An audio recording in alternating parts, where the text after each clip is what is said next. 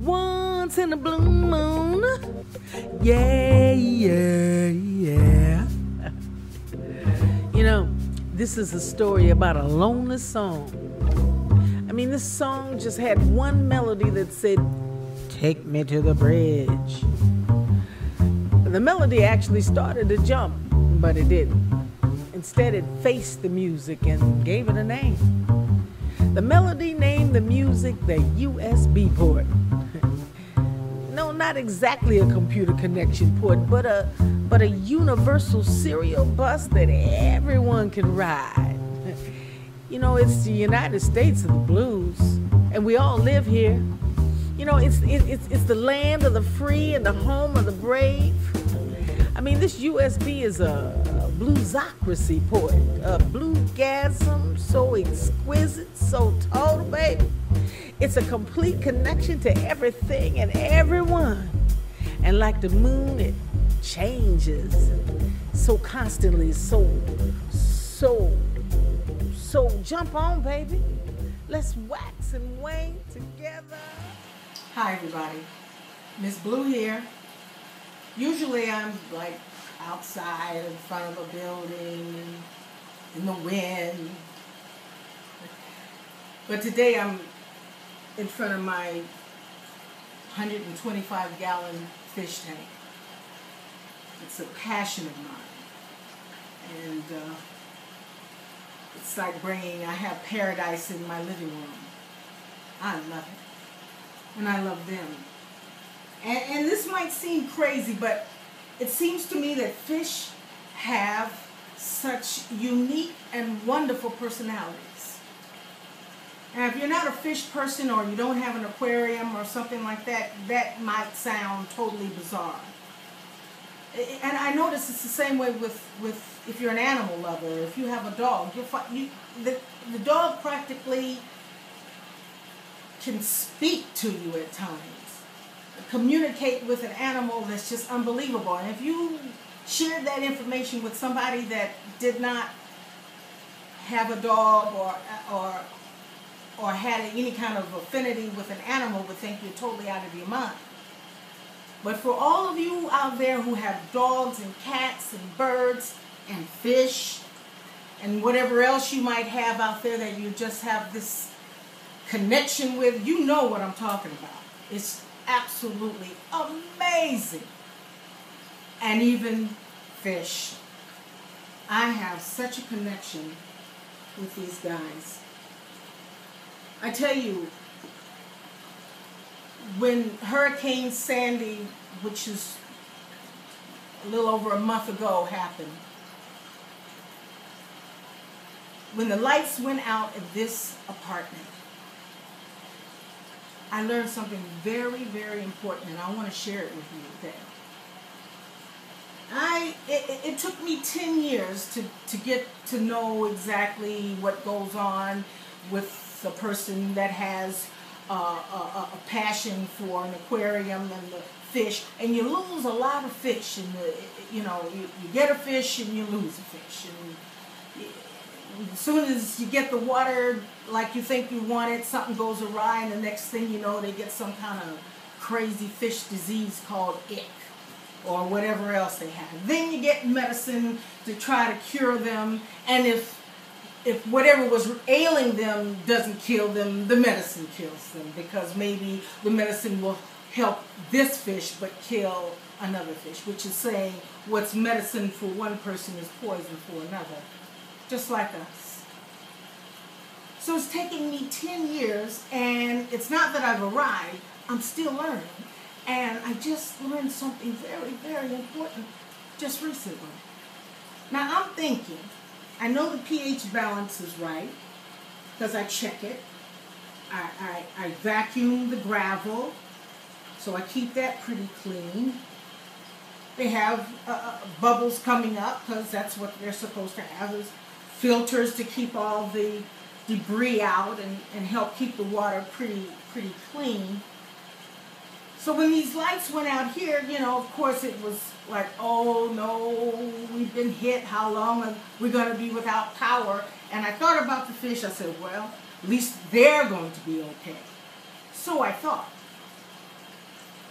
And then after a while, with all the candles and everything, I noticed that the first thing that started to die, that I noticed was dying, was the fish. They were all going up toward the top and gasping for air. And I'm thinking, what is the problem? They should be all right. They're in their habitat. They're in their water. Everything's fine for them. That's us who can't turn the fan on because it's too hot, or the air conditioner, or we have to read by candlelight or whatever. So what's the problem here? And I found out that they need oxygen. I mean, in a different way, and they get oxygen from the water. They get oxygen, the bubbles are making oxygen in the water, and somehow or another they're able to get that oxygen in their system, and their gills is what pushes the water out.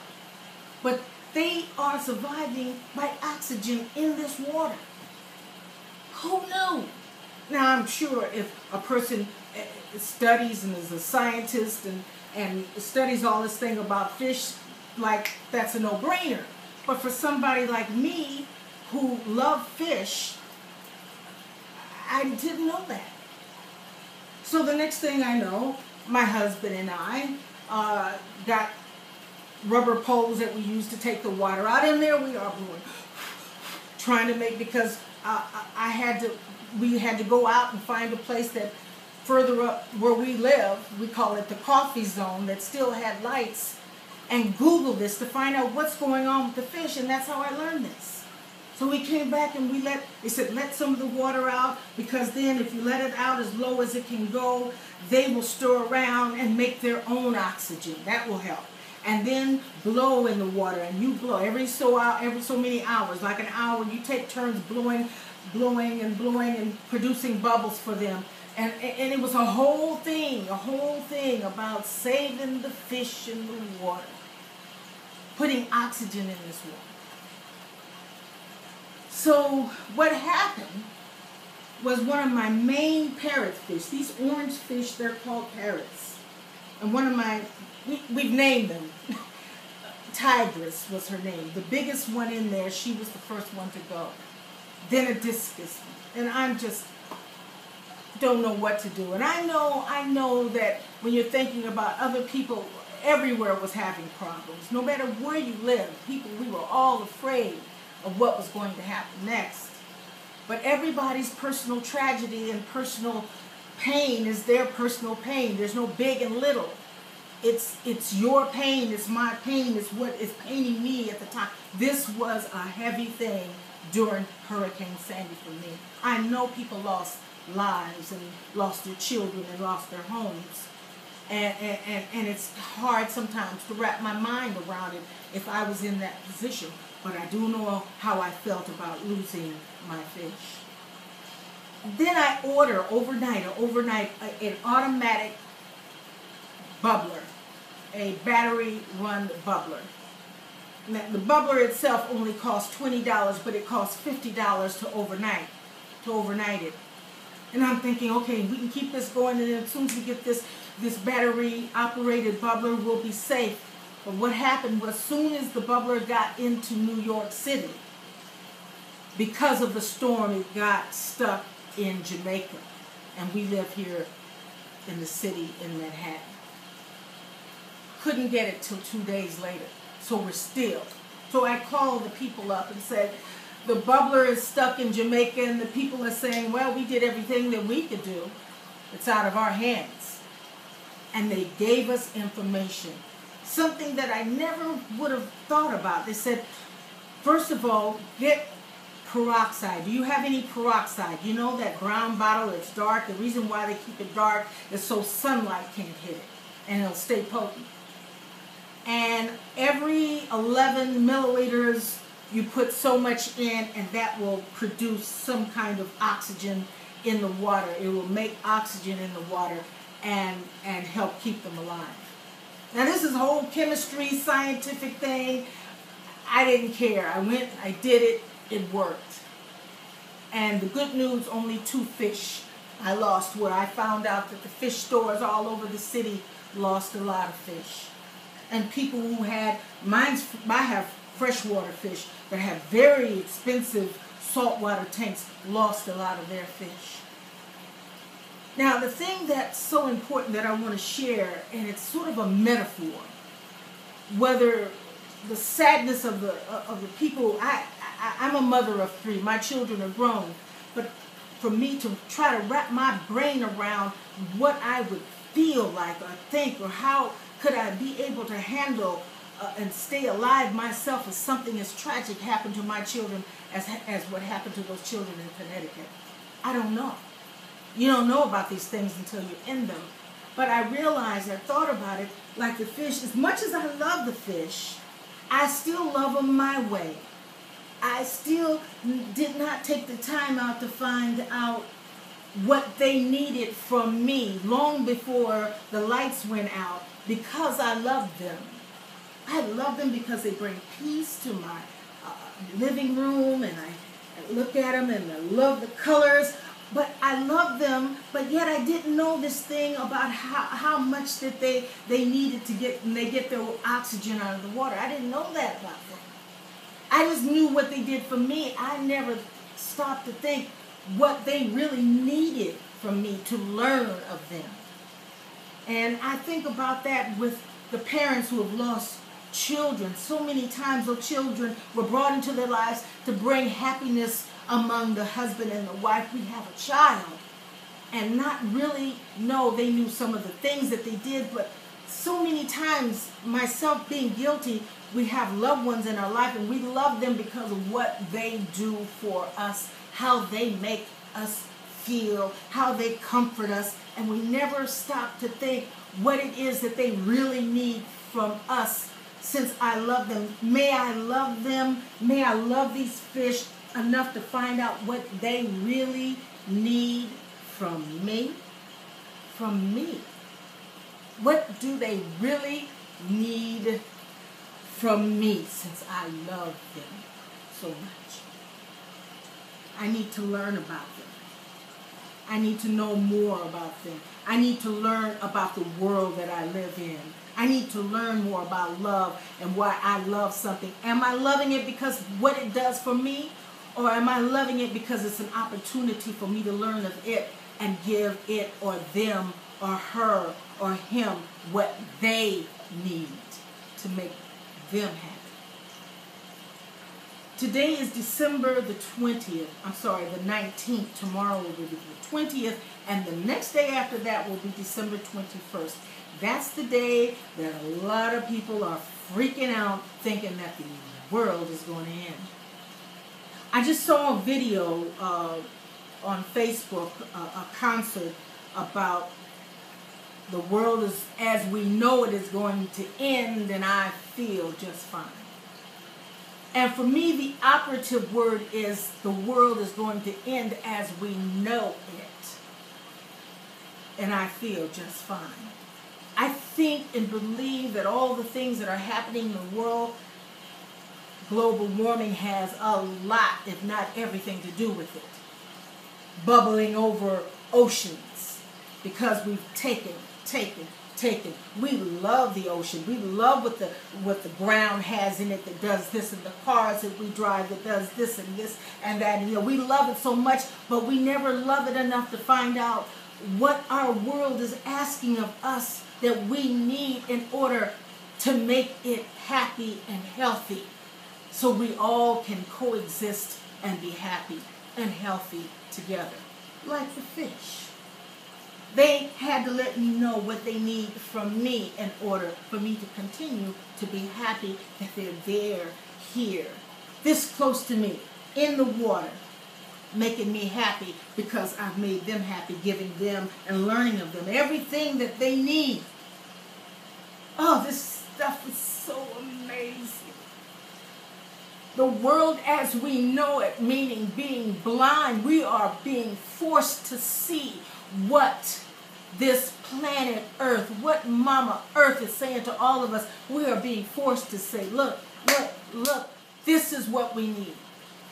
We need to take the guns away from people who have mental health problems. We need to have a system that will allow people who have mental health to be taken care of, really taken care of. We need to not be afraid of big groups of people who have guns for all the wrong reasons, and it's because of their fear of other people who are not like them, who don't believe as they do, who don't share their same religious ideas. Fear. And all the guns in order not just to shoot animals, which I do not dig, but to shoot people. Fear.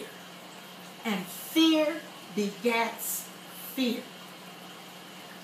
And love begets love. I really believe we are in a time where it's time that we have to start thinking, what is it that this world, that the people in this world is saying that we need to do in order for us to be happy, safe, sound, joyous, free on this planet.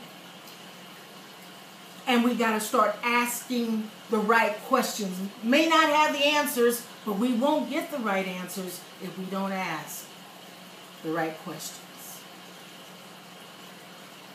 In 1999, something like this was happening just before the year 2000.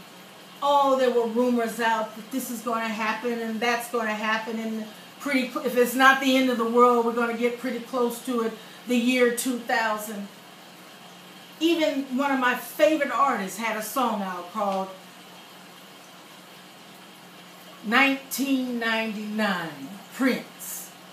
Let's party like it's 1999. Oops, the world's ended. Let's party like it's 1999. The Democrats, the truth about Bill and Hillary, and we both can see what an asset Bill Clinton has been for the Obama administration. And if all goes well, it would sure be nice for Miss Hillary to become our first female president.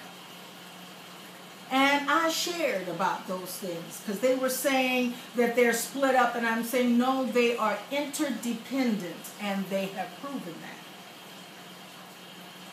I just want to say this before I go, that the world is not going to end.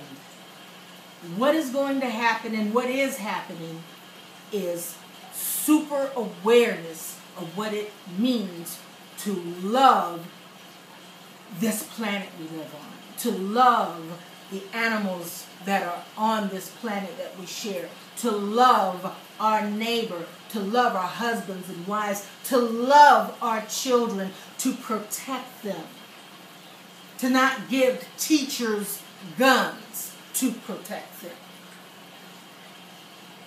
We are having to find out what are the right, not answers, what are the right questions. Now, on Friday, December 21st, I'm going to tell you what I'm going to be doing. Because I live in this wonderful country called America, and because in America it is the world with every nationality, every group of people from all over, every part on this planet are all right here in New York City. If I get on the train, I'm riding with at least 10 to 15 or more nations. And we're all free to have whatever religion or belief that we choose to have. And I was born into Christianity. My family was African Methodist Episcopal. But in my heart, I have always felt I had and I have a Jewish heart. And because I've been following my heart all of these years, on the 13th of this month, December the 13th, I had the most wonderful experience of going in the water. It's called, in the Jewish religion, the mikvah, where you dunk twice and say a couple of prayers, actually 3 times. And then on the 21st, the day that so many Christians are saying that the world is going to end and the rapture is going to come and they're going to be taken away and all the bad people or the people that killed Jesus or whatever way they want to say is going to be destroyed. That day is the day that I will be presented at the temple, at the synagogue, as a person that has joined the religious faith and family of the Jewish people. My Hebrew name is Esther. And I can do that because I follow my heart. Even though maybe even in an unorthodox way, I think I might have been Jewish in another life. I don't know. But I know that here in America, if my heart says, I want to practice this religion or that religion or no religion at all, atheist, I have that right. So I'm excited about December 21st. I'm excited that I have a wonderful friend and artist that's going to be playing Freedom is the Word on that day as I tell my story about my Jewish heart in front of the congregation at the synagogue. I'm going to stop there. And I bid you love and peace because that's what's happening now. The earth, Mama Earth, she's screaming out, we must love. We must have peace. We must stop this madness of hate and racism and sexism, war against women, and wanting to make institutionalized poverty for those that are already struggling. The world is saying to us we must stop it. We are all equal.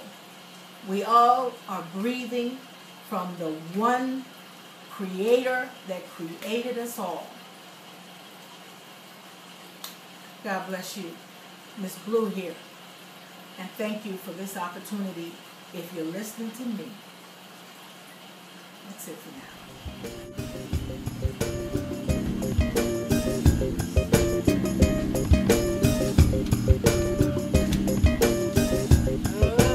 Don't you lay your heart, get